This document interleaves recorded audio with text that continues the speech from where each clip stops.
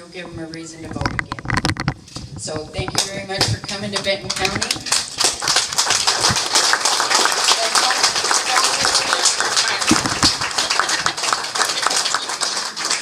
Don, thank you very much. Boys, good job.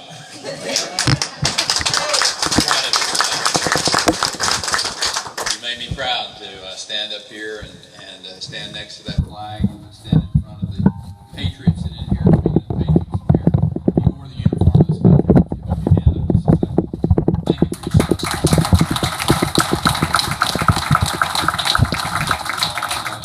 You're the reason that we're here tonight. You're the reason that we are able to be here tonight. And one of the reasons that I made this decision to run for the presidency of the United States is so that the men and women who are in uniform today and the men and women who have worn a uniform of this country can know that there will be someone that goes to the Oval Office every day that cares about them, that knows about them, and that will do everything in their power every day to live up to the promises that we made to you as veterans. God bless you. Sharing with somebody, I kind of learned that from quite a fine fella, and that's my father. My dad was a B-17 tail gunner in 1944 and early 1945, flew 35 missions over Nazi-held Germany, and came home, just wanted to live in peace and farm, which he did. And somebody asked me where I call home, and I said, well, I got two homes, actually.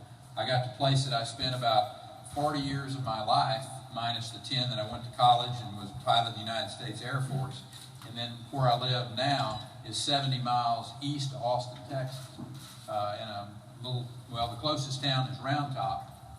Round Top being population 90. But where I grew up was called Paint Creek. And Paint Creek was 16 miles from the closest place that had a post office. So, I mean, I know rural.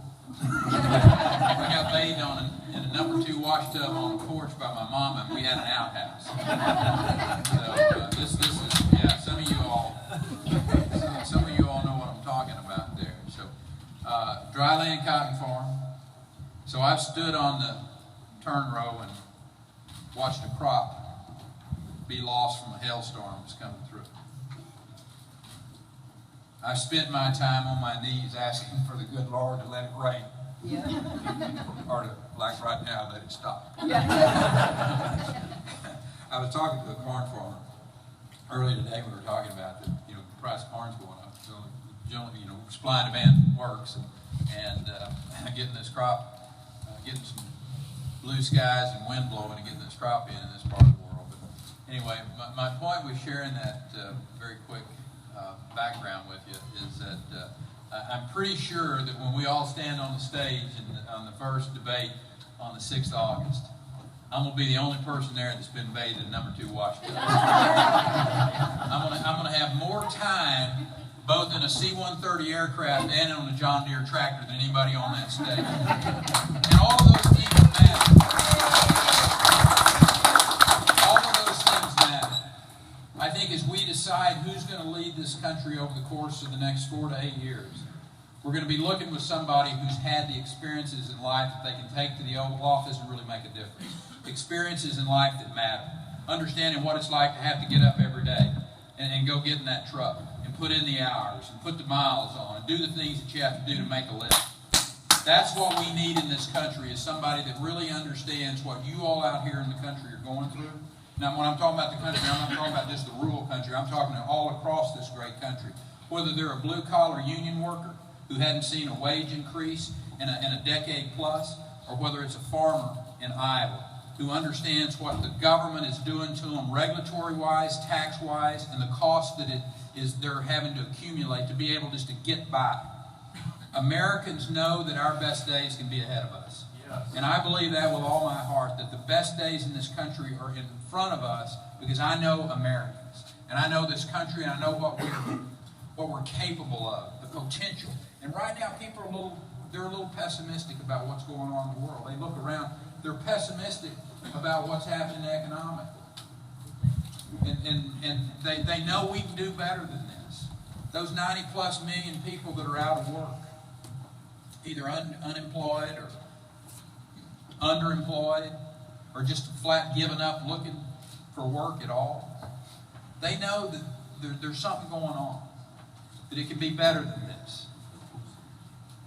Economically, I know it can be better than that too, and I've had this experience. That's why I tell people, I said, listen, after 6.5 years, and it will be 8 years of a president who has divided this country, has pitted us against each other by race, by economics, by gender.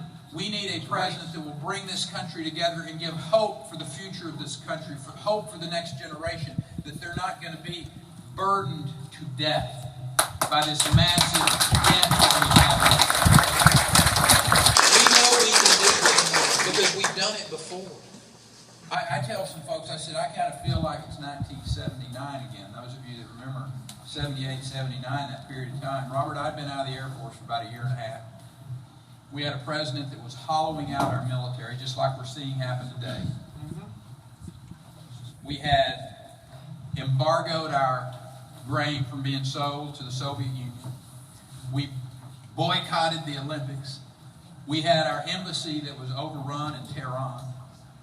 We're on the verge of civil war. And that was what was going on in this country in 1979, and Americans were pessimistic. We saw a job participation rate down around 62.5%, about what it is today. So I'm kind of reminded of that time. I was at the farm. I was back at the farm. We saw our interest rates going through the roof. I mean, we were paying upwards of 20% interest rates. It was a difficult time in America. But here's what I want you to keep in mind. In a short 10-year period of time, by 1989, we saw the Berlin Wall fall, Soviet communism defeated, because we elected a president who understood when America is strong, the world is safer. And we can do this again. Ronald Reagan gave us great hope. And we need a leader in this country that can give Americans great hope again. Over the 14 years that I've had the great privilege of being the chief executive of the 12th largest economy in the world, we put policies into place that freed Americans, well, a lot of Americans moved to Texas during that period of time, you know, the truth of the matter, and they went from Americans to Texans to realize that freedom was still alive in this country, from over-taxation, over-regulation, over-litigation. And those Americans that moved from other states to come and be a part of Texas and to build their life there, to help strengthen the fabric of this country. We created, from the end of 2007 through 2014, 1.5 million jobs in my home state. Yep. And the rest of the country lost 400,000 jobs. I mean, that's the great juxtaposition. I know how to get this country back working again. We're going to have to stand up and be honest with the American people. We got to cut the spending and grow this economy. But we can do this. We've done this before. I am so optimistic about the future of this country. We have this energy industry and energy resources in North America. I'm talking Canada, the United States, and Mexico. We got more known reserves in Canada, the U.S., and Mexico than Russia and Saudi Arabia. Take those energy resources, develop them, use them. Open up the XL pipeline, Mr. President. Let's make North Americans secure on the energy front, where we don't have to worry about whether we're going to buy our energy from Venezuela or some mullah in the Middle East. Let's let the American, Canadian, and Mexican keep this country secure, this region secure. We can do this, and the jobs that get created. What we saw happen in the state of Texas, we drove down electricity prices because we used that abundance of energy that we were producing there when the shale gas formation came online in particular. And we saw electricity prices from 2001 through about 2010 decrease by 40%. We use the energy resources that we have in North America. We can drive down energy costs. You couple that with lowering the corporate income tax rate. You realize we got the highest corporate income tax rate in the Western world? We lower that by 10%. Any accountant worth their salt will tell you, if you lower the corporate tax rate by 10%, you will raise mid-level wages by 5 to 10%. Every blue-collar worker in this country, Dawn, ought to be saying, Perry, I'm voting for you. That's right. Because you're going to raise my wages. You're going to help me have a better future for my family. We can do this. You couple those two things together, the energy production that we have the potential on, the corporate tax policy and lowering that, and it also sends a message to manufacturers that have moved offshore for all these many years to come back to America. We got the workforce ready. We got the power prices down where you can afford it. We got the tax policy, and we can have the greatest renaissance in manufacturing that this world has ever seen. That's what the future of America will be about. We need to get out and talk about that. Reaching out into communities that maybe we don't historically have gone into. I promise you, I'm going to be in the union halls across this country talking to them about, you need to be voting for Rick Perry because he's going to lower the corporate tax rate and we're going to raise your mid-level wages. That's our story. We're about working people. We're about freeing people from overtax. We're about you keeping more of what you work for. That's our story. And we got a powerful and a positive story to tell. And it's not just rhetoric. Because we've seen it done in the 12th largest economy in the world. And that's the state of Texas. This is a powerful story that we have to tell and to really share with people what's possible. You know, folks are kind of pessimistic about what was going on economically, and they're also pessimistic caring about what's going on in the world. And then there's a reason for that. When you turn on your TV and you see Coptic Christians being led down to the beach in the Mediterranean and murdered by ISIS, we realize that these groups are trying to recruit kids from America to go over and fight jihad. And we realize that America's taken a step back in too many places, like in Libya, like in Syria. We're negotiating with Iran. I mean, Robert, this is the country that sent. They are the people who sent weapons into Iraq that killed his friends. This is the country that killed our Marines in Lebanon.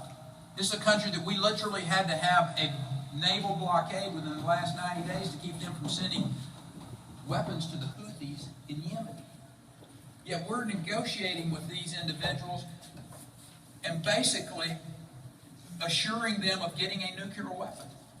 We need to clearly send the message that any negotiation, any agreement that's signed with this president is worth nothing. The next president of the United States needs to clearly say on day one, we are negating, tearing up any agreement that we signed, this president signed with Iran.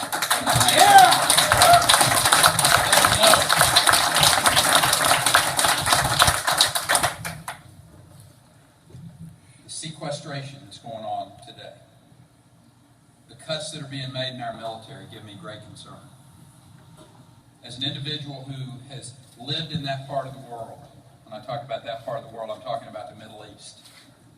I flew in that area of the world in the mid-'70s, living in Saudi Arabia in 1975 and Turkey in '76. Realizing that today we have the smallest army, personnel-wise, that we've had in this country since June of 1940.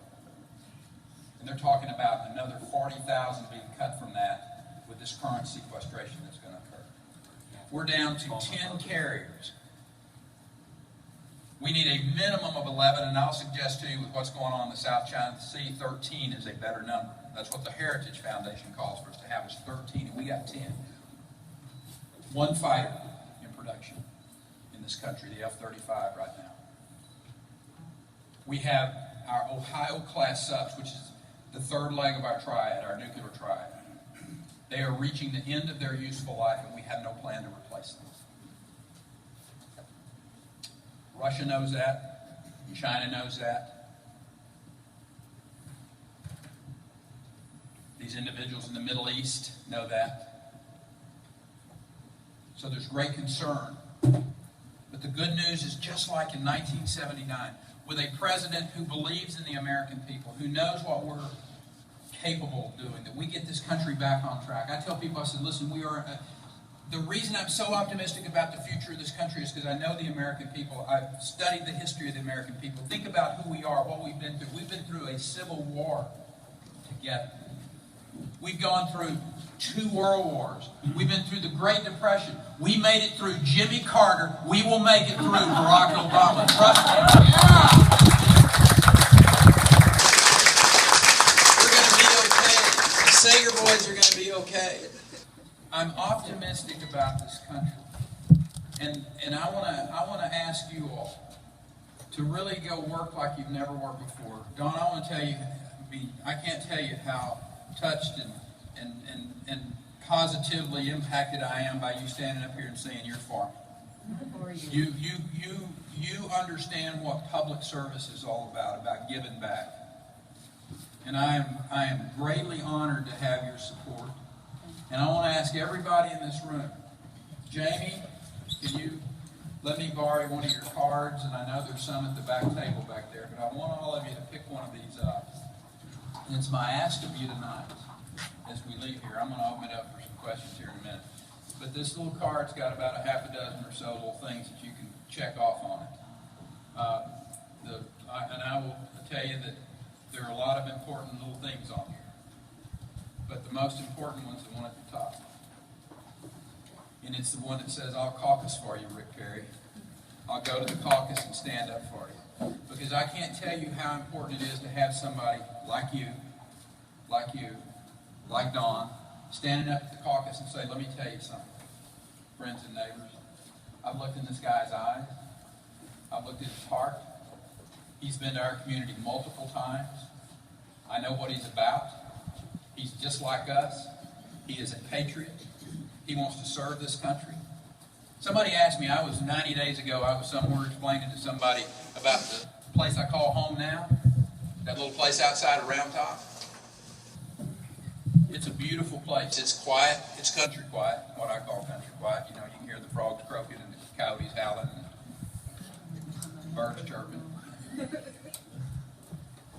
You walk outside at night and you can see the stars, really bright. Big oak trees. 200 yards that way is one of my best friends from college. 200 yards that way, my other best friend from college. Both Marines, I might add. And it's a wonderful place. We got a little compound out there, just us and our dogs and our kids. It's a fabulous place. And I had a major national reporter, I was explaining to him what a wonderful spot we were going to go live in after we left Austin, Texas. He said, why do you want to get back in this mess? And I told him, I said, that's a really good question. Because I said, I'm 65 years old. I've spent 35 years of my life in some form of public service. Either the agriculture commissioner, pilot of the United States Air Force, state rep, governor of Texas. And I said, I probably have earned the right to go sit on that porch, play with my grandkids. But I said, that's the point. I said, in 15 years, I don't want my 17-year-old granddaughter looking at me. They say, Grandpa, what did you do in 2015 when the country was going in a ditch? And I don't want to have to tell her I was sitting on the porch. I'm going to tell her I was out fighting for this country.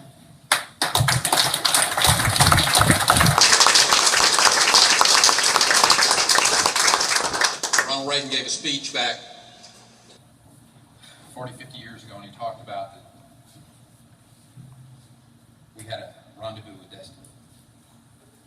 He talked about that there were 2 paths. One that was a path to get us back on track economically, militarily, bright and good future.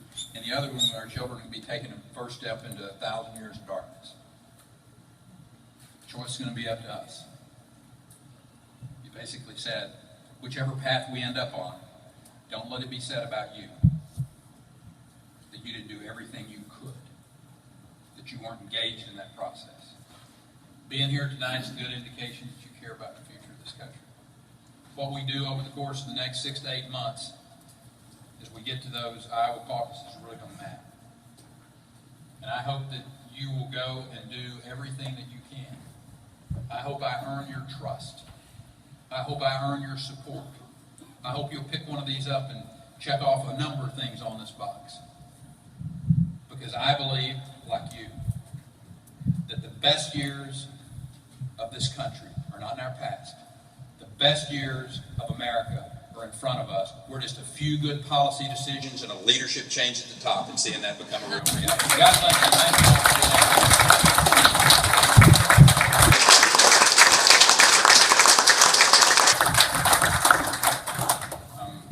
I'm ready for questions. You got 2 or 3 questions, guys. 2 or 3 questions here. Yes, sir, in the back, the gold shirt.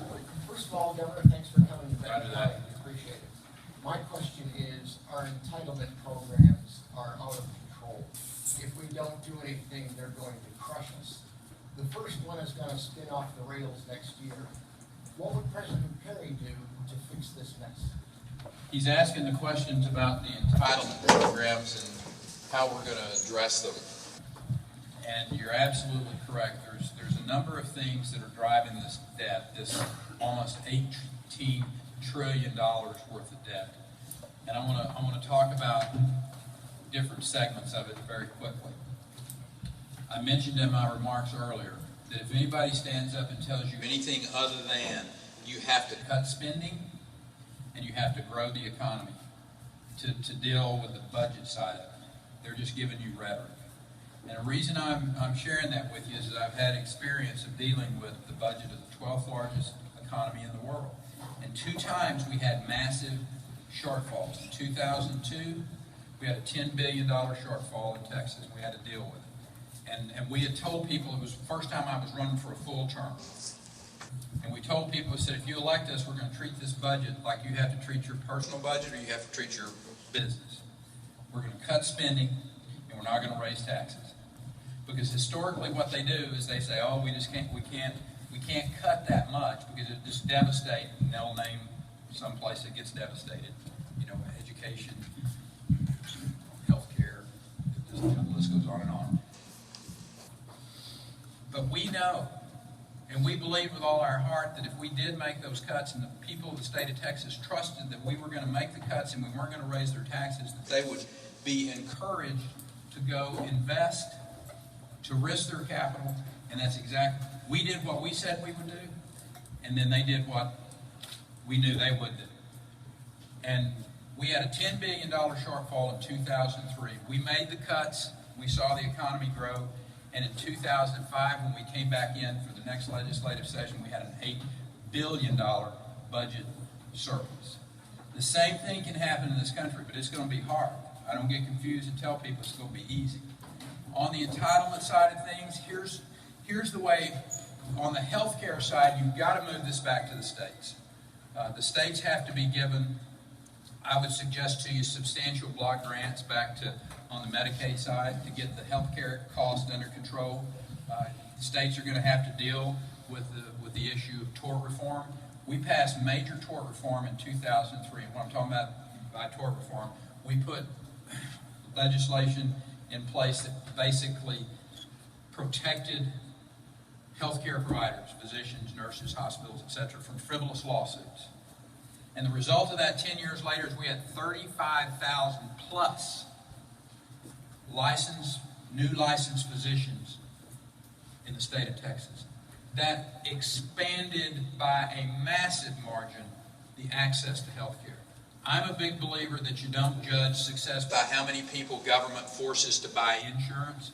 You do it by how many people have access to quality health care. And you can only have quality health care if you allow these states to make the decisions on that. Obviously, on these other programs, whether it's Social Security or some of the others, we're going to have some, I think, means testing is going to have to be involved in there. Frankly, I don't think Donald Trump probably needs to get Social Security. That's what I'm thinking. But, and the other side of it is, I think we're probably going to stagger up the age. Folks that are already on Social Security and are on those, it's not going to affect them.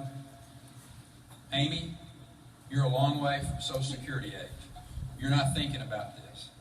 So if it goes to say, you know, you're going to get it when you're 68 or 69 or 70. I don't know what the, we'll lay out a substantially more detailed plan later. But the fact is, if it's going to be there for you, these are the types of thoughtful approaches that we're going to have to put into place. And we can do this. I'm incredibly optimistic that we can make these changes with a leader that brings this country together.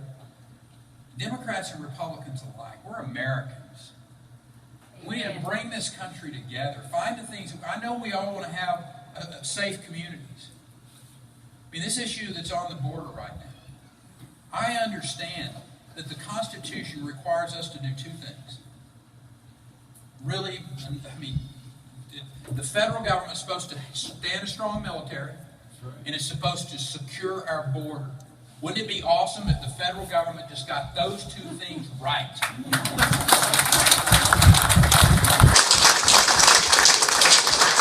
address this border issue really quick, because I've been dealing with it for a long time before it got to be the news of the day.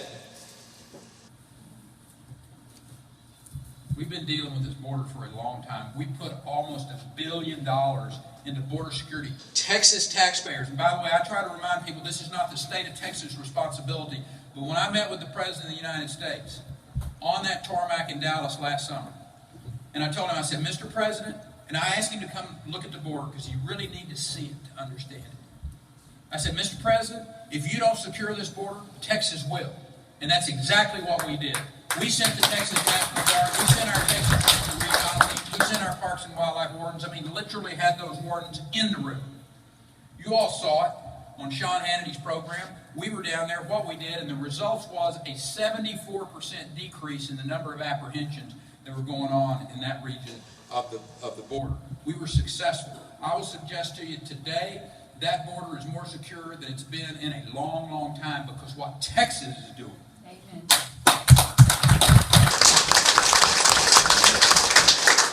You elect me your president, and I will assure you that in a short period of time, we will have the personnel on that border, we will have the strategic fencing in the metropolitan areas, and we will have aviation assets flying from Tijuana to El Paso to Brownsville, looking down 24/7. And when there is suspicious or clearly illegal activities going on, there will be a quick response team there to stop it, and your border will be secure. And our country will be safer.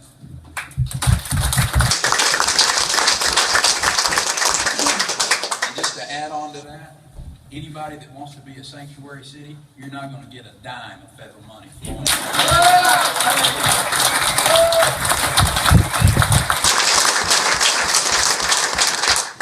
Okay. Yes, ma'am. As you know, I had Iowa Right to Life here, and I'm wondering if you would just, I know about your pro-life experience, but I'm wondering if you could just touch on that so that the audience here knows the hard work that you did in Texas already. This country was based on that our Creator guaranteed life and liberty and the pursuit of happiness. And that protection of life is really important. And it's life from conception forward. And protecting that is really an important message because if we ever become a country that says, oh, that life doesn't matter. These do, that one doesn't. Then we start on a slippery slope. And one of the reasons that in the state of Texas that nobody on that stage, no matter who it is going to be able to stand up and say they've done more to protect life in this country than me. We passed a parental notification bill. We passed a parental consent bill. We passed a sonogram bill that I will suggest to you saved a lot of lives. Where a young lady who's trying to make a decision about what am I going to do about this, and she's been told, oh, don't worry about it, it's just a little mass. It's really not. That's a human being. And that's made a big difference. And we passed the 20-week ban this last year. So defending life has been a very substantial part of the state of Texas. And these are issues that need to be decided in the states. I tell people, I said, this decision that the Supreme Court made on redefining marriage, I happen to agree with those 4 justices that were on the losing side of it. And here's what I want to leave you with. The next President of the United States, when you leave here, I really want you to think about this. And why picking up that card and checking off one or two of those 3 things that you can do to help me really matters. Because this isn't about just the next 4 or 8 years. The next president of the United States may choose, may nominate up to 3 Supreme Court justices.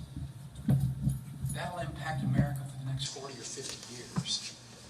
And when you think about these 5 to 4 decisions, when you think about where we are in this country today, choosing truly credentialed conservatives.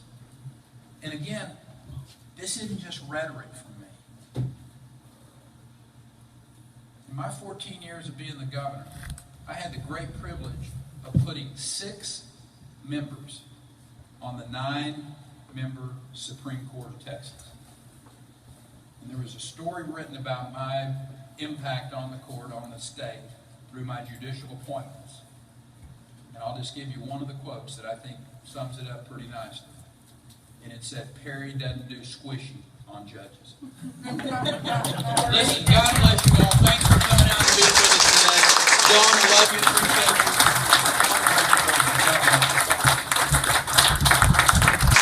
I would say he doesn't do squishy on anything. Yeah. Would someone bring the basket up that had people's names in it? I do this every fundraiser. In my year, I have one every year, and during that year I collect all this cool stuff at the places that I go, and then I give it away at fundraisers. So, let's see if I can get my bags here.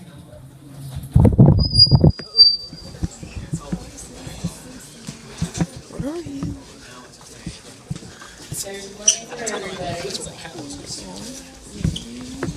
With one of the sour boys. Thank you very much. Thank you, Karen. Yes, ma'am. We got a lot of work to do. Straight up.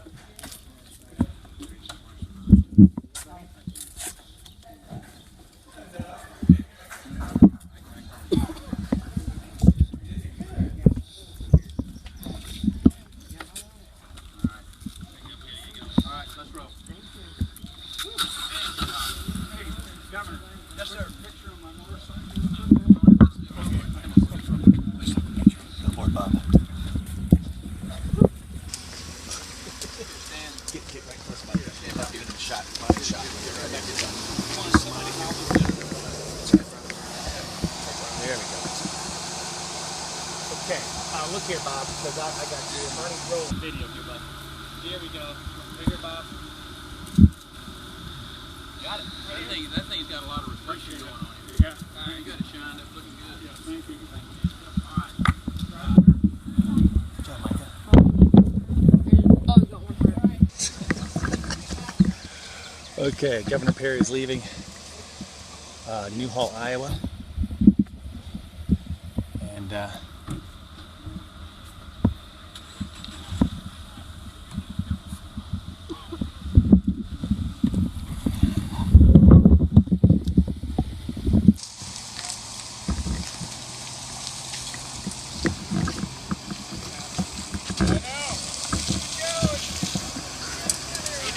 see you guys. Good to see you guys. Good to spend time with you today, guys. Take care. All right. You got the thumbs up from him, Micah. That was pretty cool. You'll never